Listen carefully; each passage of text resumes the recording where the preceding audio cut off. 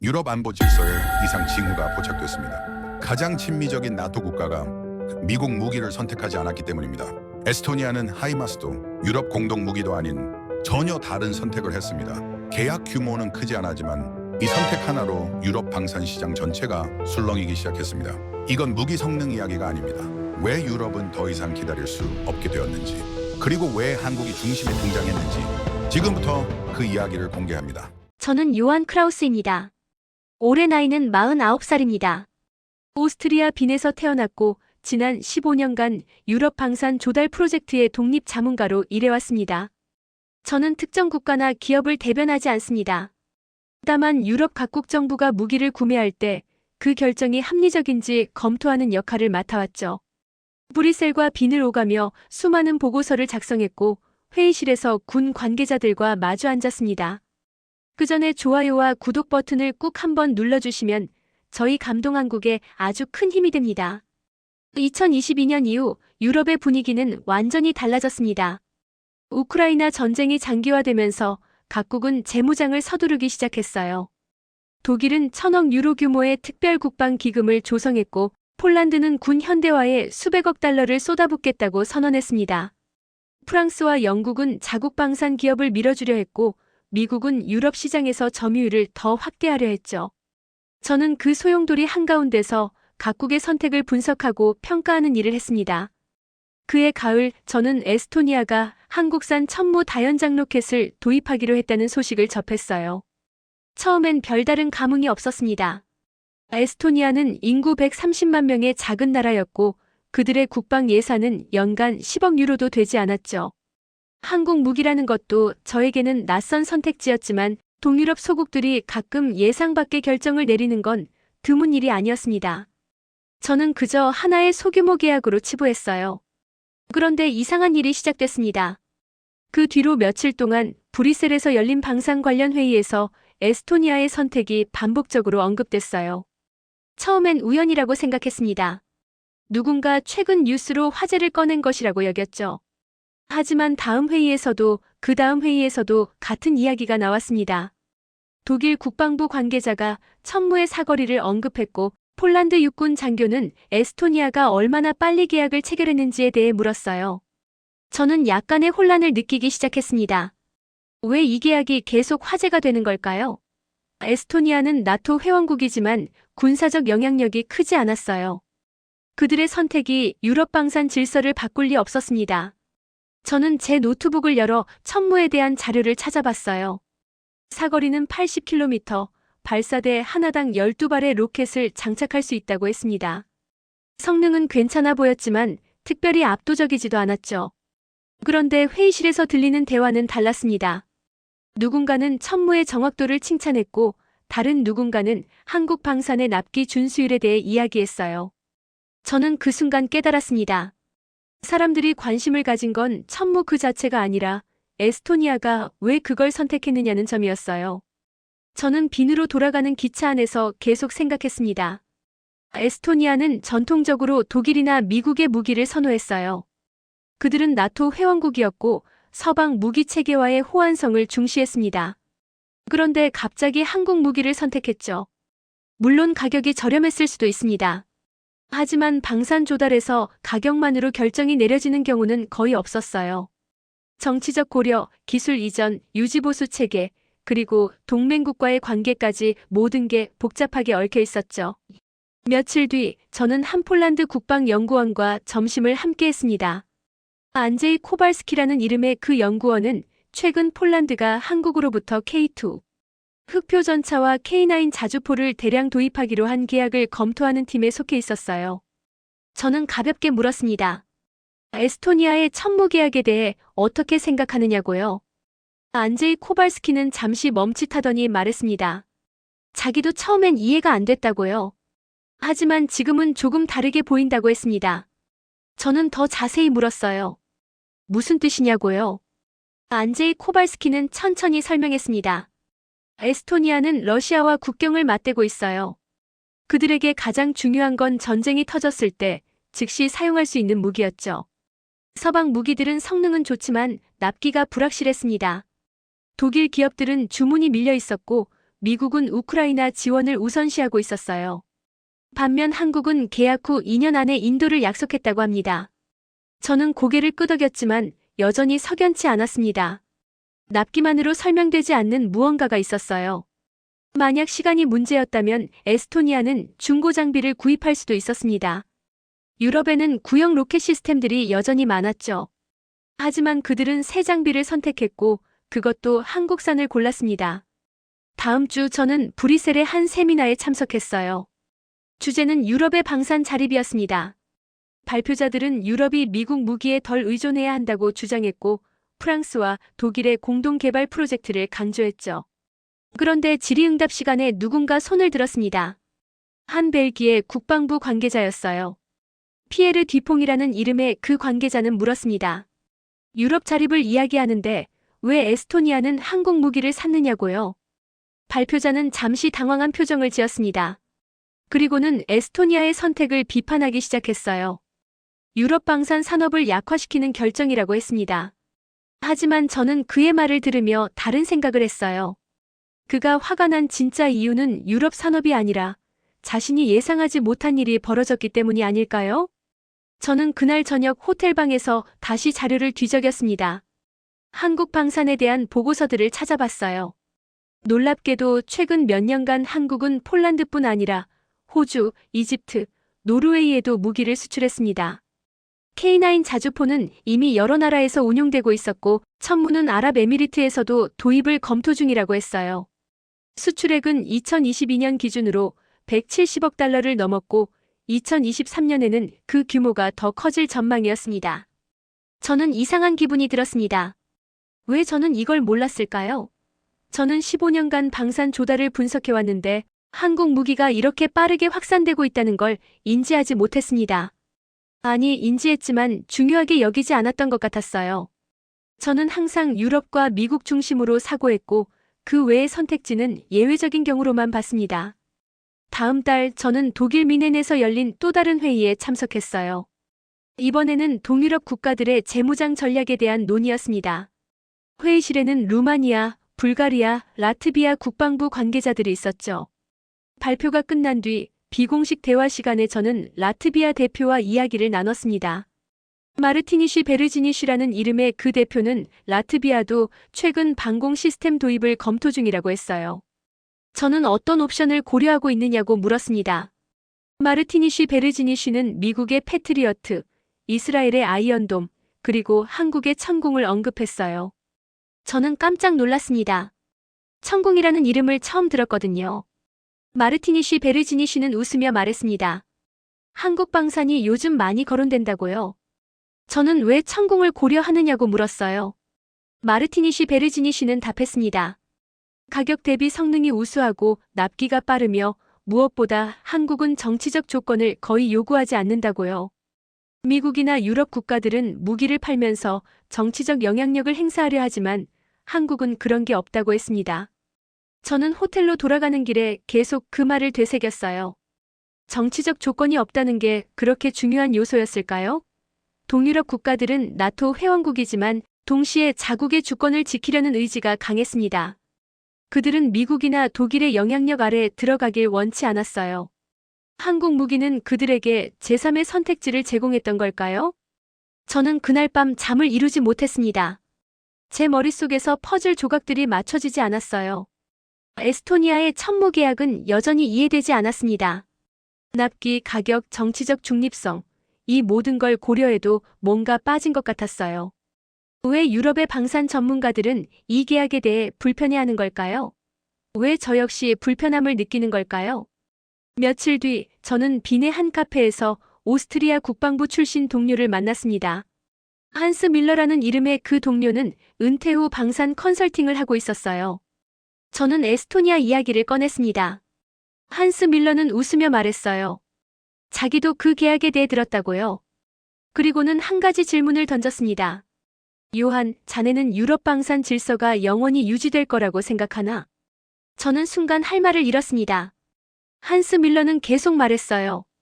우리는 지난 수십 년간 독일, 프랑스, 영국, 미국이 유럽 방산 시장을 지배할 거라고 믿어왔다고요. 하지만 그 전제가 흔들리고 있다고 했습니다. 한국은 그저 하나의 대안이 아니라 새로운 경쟁자로 떠오르고 있다고요. 저는 반박하고 싶었습니다. 한국이 유럽 방산 질서를 바꿀 수 있을까요? 그들은 독일이나 프랑스처럼 오랜 역사를 가진 방산 강국이 아니었어요. 하지만 제 입에서 나온 말은 달랐습니다. 그럼 왜 모두가 이렇게 불안해하는 거지? 한스 밀러는 대답하지 않았습니다. 그는 그저 커피를 마시며 창밖을 바라봤어요. 저 역시 침묵했습니다. 저는 그 순간 깨달았어요. 제가 불편했던 건 에스토니아의 선택 때문이 아니라 제 자신이 당연하게 믿어온 전제가 흔들리고 있다는 사실 때문이었습니다. 저는 카페를 나와 빈의 거리를 걸었습니다. 머릿속은 여전히 복잡했어요. 에스토니아는 왜 천무를 선택했을까요? 그리고 그 선택은 정말 유럽 방산 질서를 바꿀 만큼 중요한 일이었을까요? 저는 아직 답을 찾지 못했습니다. 하지만 한 가지는 분명했어요. 이 이야기는 아직 끝나지 않았습니다. 그 다음 주 저는 브뤼셀의 나토 본부 근처에서 열린 비공식 간담회에 참석했습니다. 주제는 동유럽 회원국들의 방공 능력 강화 방안이었어요. 참석자들은 대부분 각국 국방부 출신이거나 방산 조달 담당자들이었습니다. 저는 평소처럼 뒤쪽에 앉아 발표를 들었어요. 발표자는 독일 연방군 출신의 클라우스 슈미트였습니다. 클라우스 슈미트는 최근 폴란드와 루마니아의 패트리어트 도입 현황에 대해 설명했어요. 화면에는 배치 일정표가 떴습니다. 저는 그 일정표를 보며 눈살을 찌푸렸어요. 원래 계획보다 배치가 18개월 지연됐다고 적혀 있었죠. 클라우스 슈미트는 담담하게 말했습니다. 미국 레이시온 4의 생산 라인이 포화 상태라고 했어요.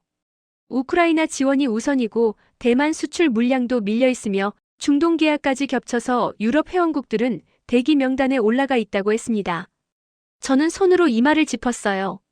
18개월이면 거의 2년이었습니다. 질의응답 시간에 누군가 손을 들었습니다. 루마니아 국방부 관계자였어요. 그는 물었습니다. 그럼 루마니아는 언제 패트리어트를 받을 수 있느냐고요? 클라우스 슈미트는 잠시 망설이다가 답했습니다. 2027년 말 정도가 될 거라고요. 회의실이 조용해졌습니다. 계약 체결은 2024년이었어요. 3년 반을 기다려야 한다는 뜻이었습니다. 저는 노트에 뭔가를 적었습니다. 납기 지연, 생산 라인 포화, 우선순위 변동. 이 단어들은 제가 지난 몇 달간 회의에서 반복적으로 들어온 것들이었어요. 미국 무기만 그런 게 아니었습니다. 독일의 레오파르트 2A 전차도 비슷했고 프랑스의 시저 자주포도 마찬가지였죠. 간담회가 끝난 뒤 저는 복도에서 한 폴란드 육군 대령과 마주쳤습니다. 야누시 노박이라는 이름의 그 대령은 제게 다가와 낮은 목소리로 말했어요. 요한, 자네는 이 상황을 어떻게 보나? 저는 솔직하게 답했습니다. 혼란스럽다고요. 야누시 노박은 고개를 끄덕였습니다. 자기도 그렇다고 했어요. 야누시 노박은 최근 폴란드가 한국으로부터 K9 자주포를 긴급 도입한 이유를 설명했습니다. 원래는 독일제나 미국제를 선호했다고 했어요. 하지만 납기가 불확실했고 폴란드는 기다릴 수 없었습니다. 러시아가 국경 너머에 있었고 우크라이나 전쟁은 언제 확전될지 몰랐죠. 야누시 노박은 말했습니다. 우리는 3년 뒤에 최고 성능보다 지금 당장 쓸 수 있는 무기가 필요했다고요.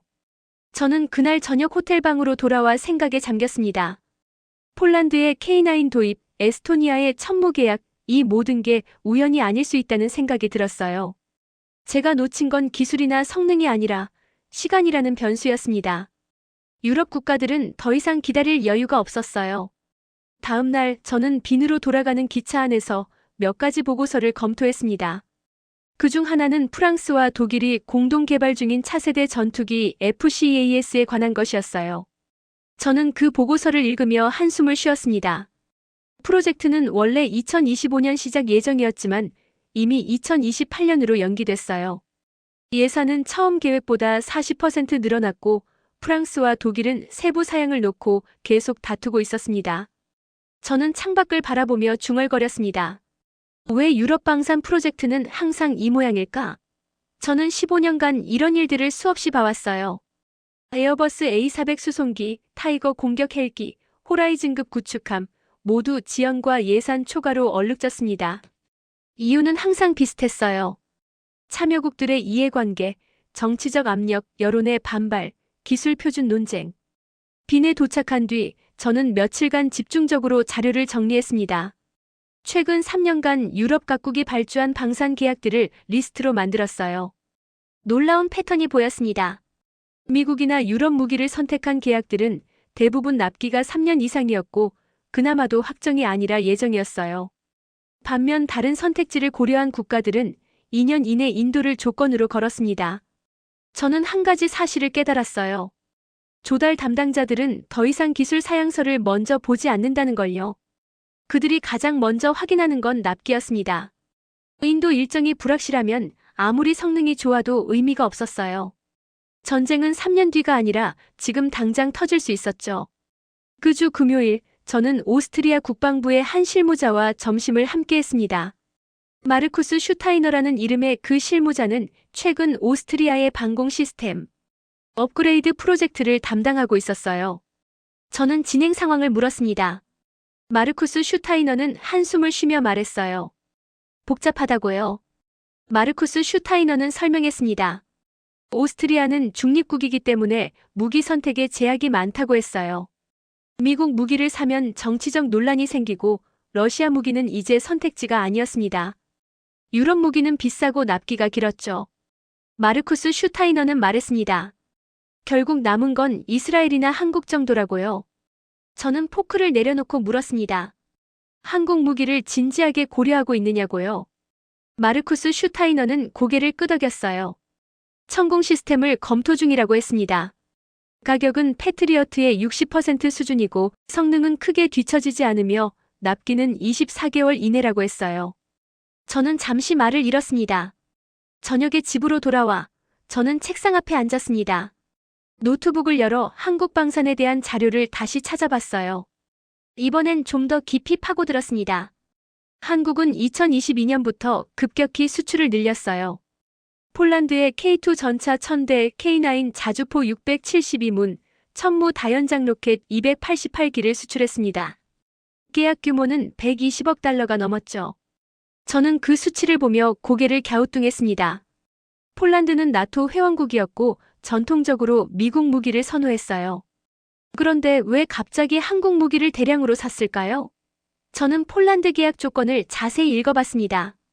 첫 번째 배치는 계약 후 1년 이내, 전체 물량은 5년 안에 인도 완료.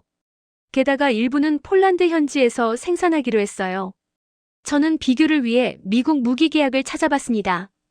폴란드가 에이브람스 전차를 주문했을 때 납기는 5년에서 7년이었어요. 그나마도 확정이 아니었습니다. 저는 화면을 보며 중얼거렸습니다. 이게 답인가? 다음 주 월요일, 저는 브뤼셀에서 열린 또 다른 회의에 참석했어요. 이번에는 유럽방위청 주최였습니다. 안건은 유럽 방산 산업의 경쟁력 강화 방안이었죠.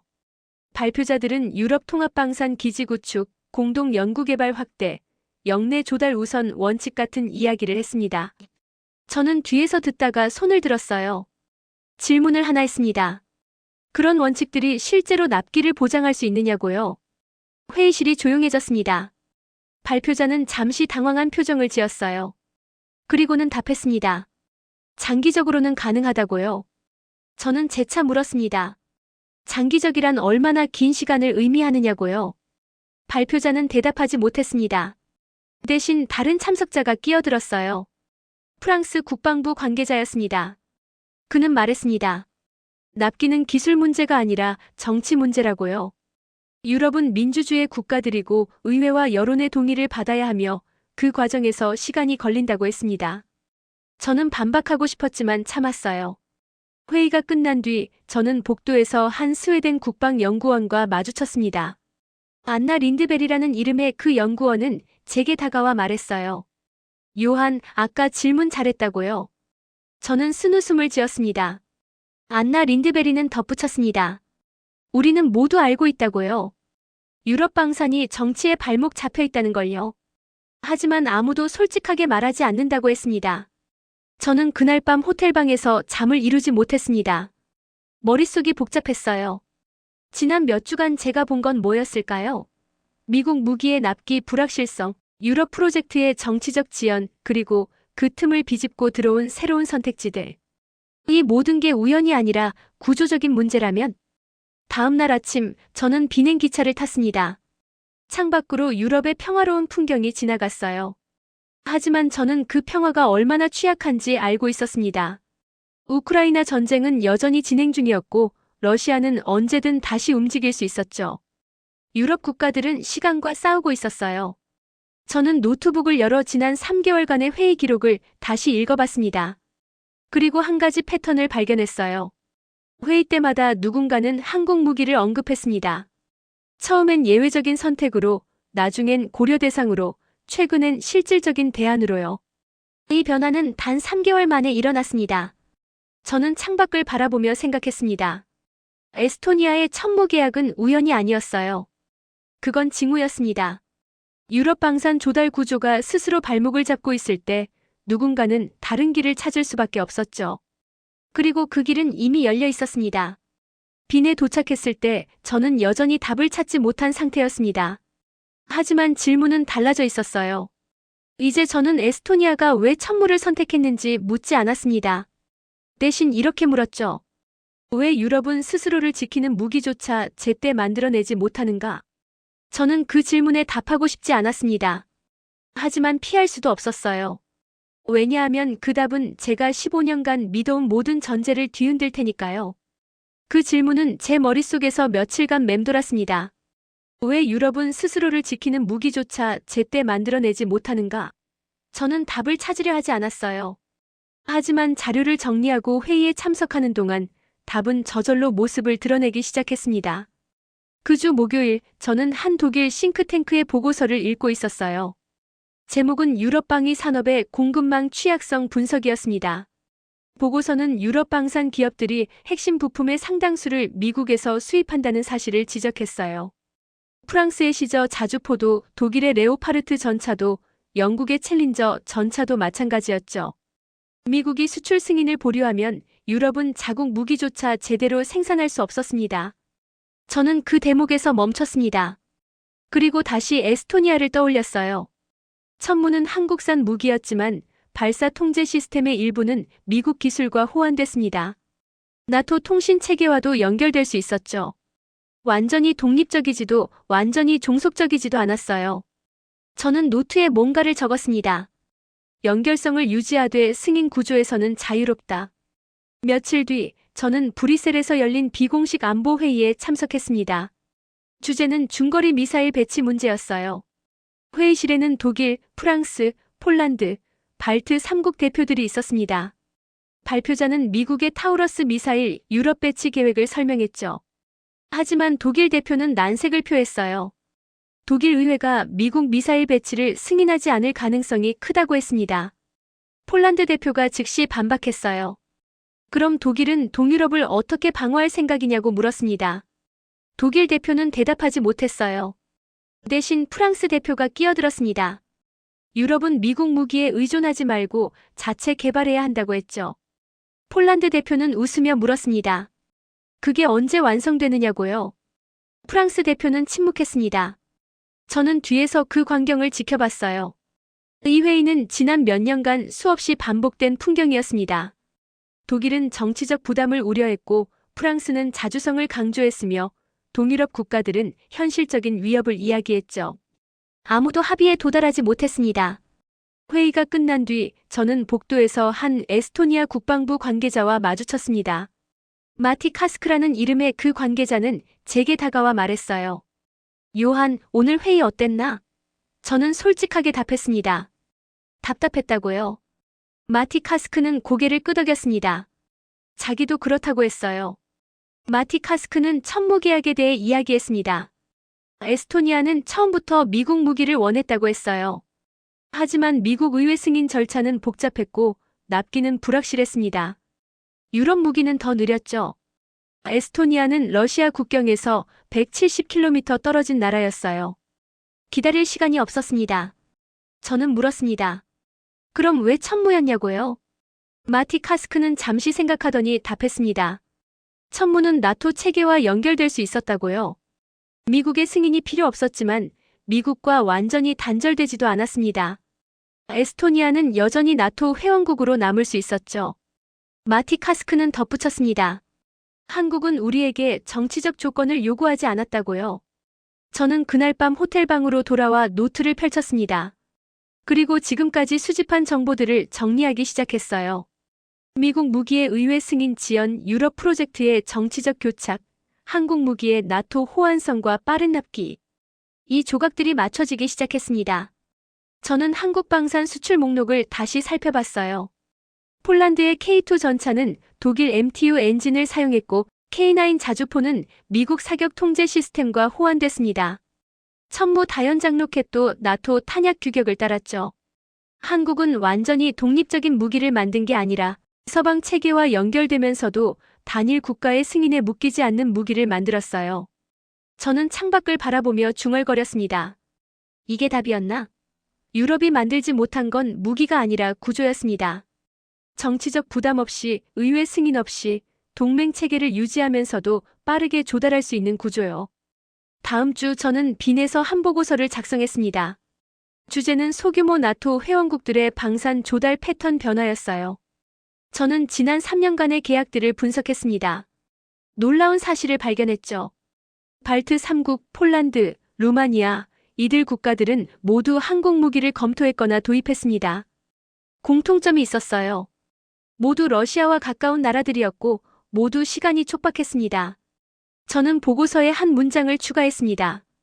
동유럽 국가들에게 무기 선택은 기술 경쟁이 아니라 시간과의 싸움이다. 그리고 그 싸움에서 유럽과 미국은 충분히 빠르지 못했다. 저는 그 문장을 쓰면서 불편함을 느꼈어요. 15년간 제가 믿어온 전제가 무너지는 순간이었습니다. 그날 오후 저는 한 오스트리아 국방부 고위 관계자로부터 전화를 받았습니다. 프란츠 하이더라는 이름의 그 관계자는 제 보고서를 읽었다고 했어요. 그리고 물었습니다. 요한, 자네는 유럽이 이 경쟁에서 뒤처지고 있다고 생각하나? 저는 잠시 망설였습니다. 그리고 답했어요. 뒤처진 게 아니라 경쟁 구도 자체를 잘못 이해하고 있었던 것 같다고요. 프란츠 하이더는 한숨을 쉬었습니다. 자기도 같은 생각이라고 했어요. 유럽은 최고의 무기를 만들려 했지만 동유럽 국가들은 지금 당장 쓸 수 있는 무기를 원했습니다. 한국은 그 간극을 정확히 파악했다고 했죠. 저는 전화를 끊고 책상에 앉았습니다. 그리고 에스토니아의 천무 계약을 다시 떠올렸어요. 처음엔 이해할 수 없었던 그 선택이 이제는 논리적으로 보이기 시작했습니다. 에스토니아는 충동적으로 결정한 게 아니었어요. 그들은 계산했습니다. 며칠 뒤 저는 브뤼셀에서 열린 또 다른 회의에 참석했어요. 주제는 유럽 방산 협력 강화 방안이었습니다. 발표자는 프랑스와 독일의 공동 개발 프로젝트를 강조했죠. 하지만 저는 더 이상 그 이야기에 집중할 수 없었습니다. 제 머릿속에는 다른 질문이 맴돌았어요. 유럽이 10년 동안 회의하며 만들지 못한 걸 한국은 어떻게 이미 만들어 놓았을까? 저는 답을 알고 싶지 않았습니다. 하지만 피할 수도 없었어요. 왜냐하면 그 답은 유럽 방산 질서의 근본적인 문제를 드러낼 테니까요. 회의가 끝난 뒤 저는 혼자 브뤼셀 거리를 걸었습니다. 겨울바람이 차가웠어요. 저는 외투깃을 세우며 생각했습니다. 에스토니아는 예외가 아니었어요. 그들의 선택은 징후였고 계산이었으며 필연이었습니다. 유럽이 스스로 만들지 못한 선택지가 이미 외부에 존재하고 있었고 그 선택지는 점점 더 많은 나라들에게 현실적인 대안이 되고 있었어요. 저는 멈춰 섰습니다. 그리고 깨달았죠. 제가 불편했던 건 에스토니아의 선택이 아니라 그 선택이 합리적이었다는 사실이었습니다. 저는 그 합리성을 인정하고 싶지 않았어요. 왜냐하면 그건 제가 15년간 분석해온 유럽 방산 질서가 이미 균열되고 있다는 걸 의미했으니까요. 저는 다시 걷기 시작했습니다. 차가운 바람이 얼굴을 스쳤어요. 저는 여전히 결론을 내리고 싶지 않았습니다. 하지만 사실들은 더 이상 부정할 수 없을 만큼 명확했어요. 에스토니아의 천무 계약은 충동이 아니었습니다. 계산이었죠. 그 계산의 의미를 저는 며칠간 곱씹었습니다. 빈의 사무실에서 보고서를 정리하면서도 브뤼셀행 기차 안에서도 저는 계속 에스토니아를 생각했어요. 작은 나라가 살아남기 위해 무엇을 선택해야 하는지, 그 선택이 왜 다른 이들에게 불편함을 주는지 저는 이제 알 것 같았습니다. 그 주말 저는 한 보고서 초안을 완성했어요. 제목은 동유럽 소규모 국가들의 방산 조달 전략 변화였습니다. 저는 에스토니아, 라트비아, 리투아니아의 최근 3년간 계약들을 비교했어요. 놀랍게도 세 나라 모두 비슷한 패턴을 보였습니다. 미국이나 유럽 무기를 1차 선택지로 검토했지만 납기와 승인 절차에서 막히면 즉시 대안을 찾았죠. 저는 보고서에 한 문단을 추가했습니다. 이들 국가에게 안보는 장기 전략이 아니라 당장 내일의 문제다. 러시아 국경에서 200km 떨어진 나라들은 3년 뒤에 최첨단 무기보다 1년 안에 배치 가능한 무기를 원한다. 이 우선순위를 이해하지 못하면 그들의 선택을 이해할 수 없다. 저는 그 문장을 쓰면서 깨달았어요. 제가 지난 몇 달간 불편했던 건 에스토니아가 틀렸기 때문이 아니라 제가 틀렸기 때문이었습니다. 저는 15년간 방산 조달을 분석하면서 항상 구매국의 입장이 아니라 공급국의 논리로 생각했어요. 독일과 프랑스와 미국이 무엇을 제공할 수 있는지를 기준으로 봤지 에스토니아가 무엇을 필요로 하는지는 제대로 보지 않았습니다. 다음 주 월요일 저는 브뤼셀에서 한 폴란드 국방연구원과 다시 만났습니다.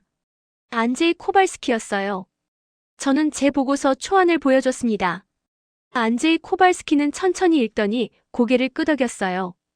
요한, 자네가 드디어 이해한 것 같군. 저는 쓴웃음을 지었습니다. 안제이 코발스키는 폴란드의 한국 무기 대량 도입에 대해 이야기했어요. 폴란드도 처음엔 미국 무기를 원했다고 했습니다. 에이브람스 전차 하이마스 다연장 로켓, 패트리어트 방공 시스템. 하지만 미국은 납기를 보장하지 못했어요. 우크라이나 지원이 우선이었고 대만과 일본의 주문도 밀려 있었습니다. 폴란드는 기다릴 수 없었죠. 안제이 코발스키는 말했습니다. 한국은 우리를 설득하지 않았다고요. 그들은 그저 계약서를 보여줬을 뿐이라고 했어요. 1년 안에 첫 배치, 5년 안에 전량 인도, 일부는 폴란드 현지 생산. 명확한 일정과 명확한 책임. 폴란드가 원한 건 바로 그것이었습니다. 저는 카페를 나와 브뤼셀 거리를 걸었습니다. 안제이 코발스키의 말이 머릿속에 맴돌았어요. 한국은 설득하지 않았다. 저는 그 말을 곱씹었습니다. 맞았어요. 한국은 유럽을 공략한 게 아니었습니다. 그들은 단지 비어있던 자리에 서 있었을 뿐이었죠. 그날 저녁 저는 빈으로 돌아가는 기차 안에서 지난 몇 달을 돌아봤어요. 저는 에스토니아의 천무 계약을 처음 들었을 때 왜 그렇게 불편했을까요? 이제는 알 것 같았습니다. 그 계약은 제가 당연하게 여겨온 질서가 더 이상 작동하지 않는다는 신호였어요. 유럽과 미국이 제공하던 안보 구조에 균열이 생기고 있었고 작은 나라들은 스스로 살 길을 찾기 시작했습니다. 며칠 뒤 저는 오스트리아 국방부로부터 자문 요청을 받았어요. 주제는 오스트리아의 차기 방공 시스템 도입 방안이었습니다. 저는 회의실에서 여러 선택지를 검토했죠. 미국의 패트리어트, 이스라엘의 아이언돔, 한국의 천궁. 저는 각 시스템의 성능과 가격을 비교했습니다. 하지만 제 분석의 초점은 달라져 있었어요. 저는 이제 성능만 보지 않았습니다. 납기를 먼저 확인했고 승인 절차를 따졌으며 정치적 조건을 검토했어요. 그리고 깨달았습니다. 오스트리아 같은 중립국에게 한국 무기는 단순한 대안이 아니라 어쩌면 유일한 현실적 선택지일 수 있다는 걸요. 저는 보고서에 조심스럽게 한 문장을 추가했습니다. 오스트리아는 나토 회원국이 아니므로 미국이나 유럽 무기 도입 시 정치적 논란이 발생할 가능성이 크다. 반면 한국 무기는 서방 체계와 호환되면서도 정치적 중립성을 유지할 수 있다. 저는 그 문장을 쓰면서 이상한 기분이 들었어요. 1년 전에 저라면 절대 쓰지 않았을 문장이었습니다. 그 주 금요일 저는 한스 밀러와 다시 만났습니다. 빈의 한 조용한 레스토랑에서였어요. 한스 밀러는 제 최근 보고서를 읽었다고 했습니다. 그리고 물었죠. 요한, 자네는 유럽 방산 질서가 무너지고 있다고 생각하나? 저는 잠시 생각했습니다. 그리고 답했어요. 무너지는 게 아니라 변화하고 있는 것 같다고요. 유럽과 미국은 여전히 최고 수준의 무기를 만들 수 있습니다. 하지만 작은 나라들이 원하는 건 최고가 아니라 적시였어요. 적시에 배치되고 적시에 작동하며 적시에 방어할 수 있는 무기. 유럽은 그걸 제공하지 못했습니다. 한스 밀러는 고개를 끄덕였어요. 자기도 같은 생각이라고 했습니다. 그리고 덧붙였죠. 문제는 이게 에스토니아만의 이야기가 아니라는 거라고요.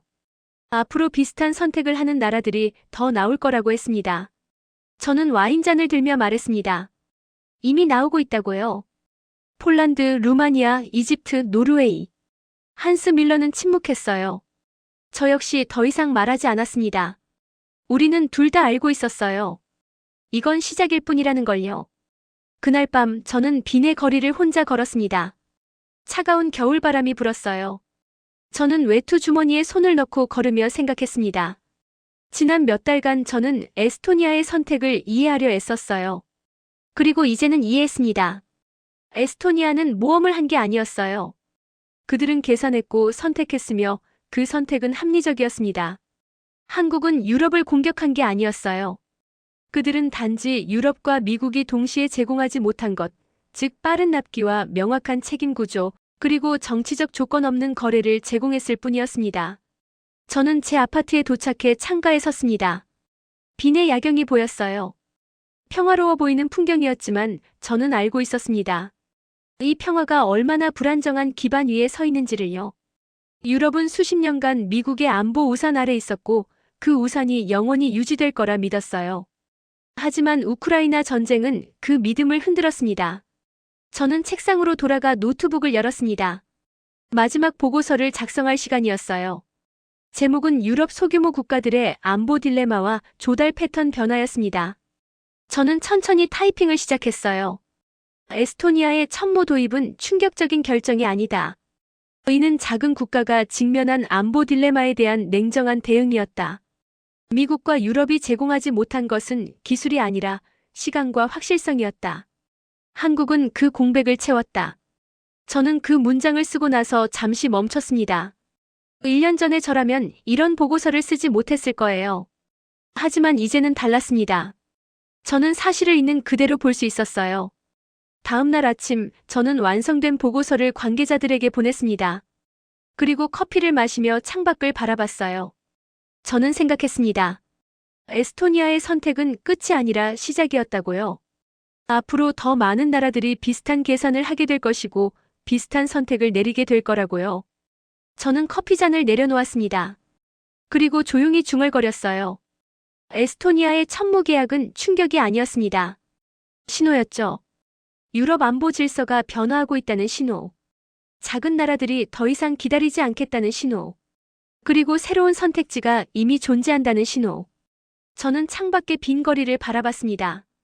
평화로운 풍경이었어요. 하지만 저는 알고 있었습니다. 그 평화를 지키는 방식이 바뀌고 있다는 걸요. 저는 더 이상 불편하지 않았습니다. 다만 담담했어요. 변화는 이미 시작됐고 저는 그걸 기록하는 사람이었습니다.